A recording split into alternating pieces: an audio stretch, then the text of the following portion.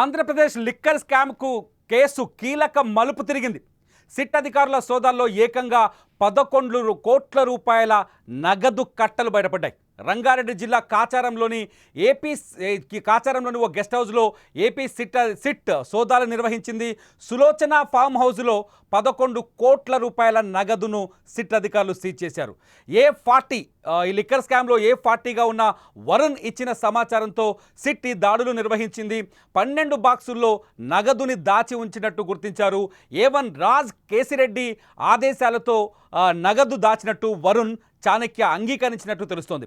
2024 జూన్లో ఈ నగదుని ఫామ్ హౌస్కు తరలించారు. ప్రొఫెసర్ తగల బాలరెడ్డి పేరు మీద ఈ ఫామ్ హౌస్ ఉన్నట్టు అధికారులు గుర్తించారు. శంషాబాద్లో మనం ఒకసారి సిట్ అధికారులు సిట్ బృందాలు రాత్రి దాడులు నిర్వహిస్తున్న సందర్భంలో తీసిన కొన్ని ఫోటోలు స్క్రీన్ పైన చూడొచ్చు. నోట్ల కట్టల్ని అక్కడ ఒక కాటన్ బాక్సుల్లో కరెన్సీ కట్టలను దాచిపెట్టారు. ఈ కరెన్సీ కట్టలంతా పూర్తి స్థాయిలో ఈ లిక్కర్ స్కామ్ ద్వారా వచ్చిన కమిషన్లకు సంబంధించిన డబ్బుని ఆ డబ్బును తీసుకొచ్చి కసిరెడ్డి ఆదేశాల మేరకు చాణక్య ఆదేశాల మేరకు వరుణ్ ఈ డబ్బుని 2024లో తీసుకొచ్చి ఈ సులోచన ఫామ్ హౌస్లో దాచిపెట్టినట్టు తెలుస్తుంది. దాచిపెట్టే సమయంలో ఈ ఫామ్ హౌస్కి ఫైల్స్ ఉన్న వాళ్ళకి ఒక సమాచారం చెప్పారని తెలుస్తోంది. ఈ బాక్సుల్లో గవర్నమెంట్కు సంబంధించిన కొన్ని ఫైల్స్ ఉన్నాయి, లేకపోతే ఇంపార్టెంట్ ఫైల్స్. ఆ ఫైల్స్ అన్నింటిని ఇక్కడ దాచి ఉంచాము, వాటి జోలికి వెళ్ళొద్దంటూ అక్కడ పనిచేసే వాళ్ళకి కూడా చెప్పినట్టు తెలుస్తోంది. సో ఈ సమాచారం వరుణ్ ఇచ్చిన సమాచారం మేరకు రాత్రి ఏపీ సిట్ ఏదైతే ఈ లిక్కర్ స్కామ్ను విచారిస్తున్న స్పెషల్ ఇన్వెస్టిగేషన్ టీం ఉందో ఆ టీం సులోచన శంషాబాద్ సమీపంలో ఉన్న కాచారంలోని సులోచన ఫామ్ హౌస్ పైన దాడులు నిర్వహించింది. ఆ దాడుల్లో భారీ ఎత్తున 11 కోట్ల రూపాయల నగదుని సీజ్ చేసింది. మనం కట్టలన్నింటినీ చూడొచ్చు. ఇది రాత్రి పోలీసులు సీజ్ చేసిన నగదు. మొత్తం ఆంధ్రప్రదేశ్ లిక్కర్ స్కామ్లో ఇప్పటివరకు 3,500 కోట్ల రూపాయల స్కామ్ జరిగిందని చెప్పేసి సిట్ ప్రాథమికంగా నిర్ధారించింది. దాదాపు 3,500 కోట్లు ఏదైతే డిస్టిలరీలు ఉంటాయో జగన్ ప్రభుత్వ హయాంలో, వైఎస్ జగన్ ప్రభుత్వ హయాంలో ఆంధ్రప్రదేశ్కు అనుమతి పొందిన డిస్టిలరీల నుంచి ఈ నగదుని అంటే కమిషన్ల రూపంలో అనుమతులు ఇచ్చిన తర్వాత కమిషన్ల రూపంలో ఈ డబ్బుని వసూలు చేసినట్టుగా తెలుస్తుంది. ఈ వసూలకు పూర్తి సూత్రధారి రాజ్ కసిరెడ్డి అని చెప్పేసి సిట్ ఆరోపిస్తుంది. సిట్ దానికి సంబంధించిన ఆధారాలను కూడా సేకరిస్తుంది. ఇప్పటికే రాజ్ కసిరెడ్డిని అదుపులోకి తీసుకొని విచారిస్తోంది సిట్. ఈ విచారణ కొనసాగుతున్న సందర్భంలోనే ఎవరైతే ఈ స్కామ్లో ఉన్నారో, ఈ స్కామ్లో ఉన్న వాళ్ళ అధికారులు కావచ్చు, ఈ స్కామ్లో ఉన్న నాయకులు కావచ్చు, వాళ్ళ ఇల్లు, వాళ్ళ నివాస ప్రాంతాలు, వాళ్ళ గెస్ట్ హౌస్ల పైన కూడా సిట్ వరుస దాడులు చేస్తుంది. ఇంత భారీ మొత్తంలో లిక్కర్ స్కామ్లో, ఏపీ లిక్కర్ స్కామ్లో ఇంత భారీ మొత్తంలో నగదుని స్వాధీనం చేసుకోవడం ఇదే తొలిసారని తెలుస్తుంది. మొత్తం ఈ లిక్కర్ స్కామ్ అంతా హైదరాబాద్ నానక్రామ్ కూడా కేంద్రంగా ఉన్న ఒక కార్యాలయంలో కేంద్రంగా కొనసాగిందని ఇప్పటికే నిందితులు ఒప్పుకున్నట్టుగా కొంత సమాచారం ఉంది.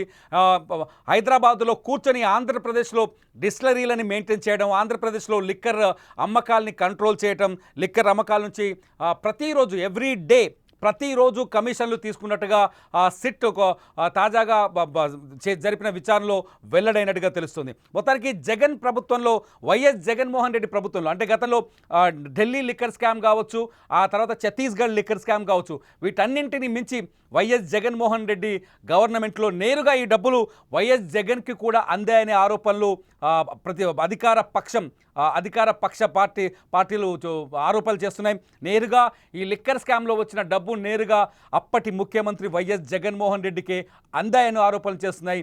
జగన్మోహన్ రెడ్డి పాత్ర ఇందులో కీలకంగా ఉందని ఆరోపణలు చేస్తున్నాయి. దాదాపు 18,800 కోట్లకు పైగా ప్రభుత్వ ఆదాయానికి ఈ లిక్కర్ స్కామ్ ద్వారా గండి పడిందని, ఆ డబ్బుని ప్రభుత్వంలో ఉన్న అప్పటి అధికార పార్టీ నాయకులు దారి మళ్లించి వాళ్ళ ఖాతాల్లో వేసుకునే ప్రయత్నం చేశారని ఆరోపిస్తోంది అధికార పక్ష పార్టీ. మొత్తానికి కూటమి ప్రభుత్వం చాలా ఘాటుగా రియాక్ట్ అయింది. ఈ లిక్కర్ స్కామ్ పైన చాలా కఠినమైన ఇన్వెస్టిగేషన్ చేస్తుంది. ఇప్పటికే లిక్కర్ స్కామ్లో అనేక మందిని అదుపులోకి తీసుకుంది. మొత్తానికి liquor scam YS Jaganmohan Reddy మెడకు చుట్టుకుంటుందా, వైఎస్ జగన్మోహన్ రెడ్డి వరకు వెళ్తుందా అనేది ఇప్పుడు ఆంధ్రప్రదేశ్లో ఆసక్తికరంగా మారుతుంది. ఏపీ మాజీ ముఖ్యమంత్రి లిక్కర్ స్కామ్లో ఇరుక్కుంటారు అనే చర్చ కూడా సోషల్ మీడియా వేదికగా జరుగుతోంది. మొత్తంగా జగన్మోహన్ రెడ్డి వరకు ఈ లిక్కర్ స్కామ్ వెళ్తుందా, ఈ విచారణ జగన్మోహన్ రెడ్డి వరకు చేరుకుంటుందా అన్నది ఇప్పుడు ఇంట్రెస్టింగ్ ప్రశ్న, ఏపీ రాజకీయాలను కుదిపేసిన ప్రశ్న. మీరేమనుకుంటున్నారు? లిక్కర్ స్కామ్లో బయటపడ్డ ఈ డబ్బులు కావచ్చు, దొరికిన ఈ వ్యక్తులు కావచ్చు, వాళ్ళు ఇచ్చిన సమాచారం కావచ్చు, వాళ్ళ వాంగ్మూలాలు ఇవన్నీ పరిశీలించిన తర్వాత ఎప్పటికప్పుడు ఈ స్కామ్ వైఎస్ జగన్మోహన్ రెడ్డిని తాకుతుందా? మీరేమనుకుంటున్నారనే విషయాన్ని ఈ వీడియో కింద కామెంట్ చేయండి. సుమన్ టీవీలో లైవ్ న్యూస్ అప్డేట్స్ కోసం సుమన్ టీవీ డిజిటల్ లైవ్ అట్లాగే సుమన్ టీవీ లైవ్ని ఫాలో అవ్వండి, సబ్స్క్రైబ్ చేసుకోండి.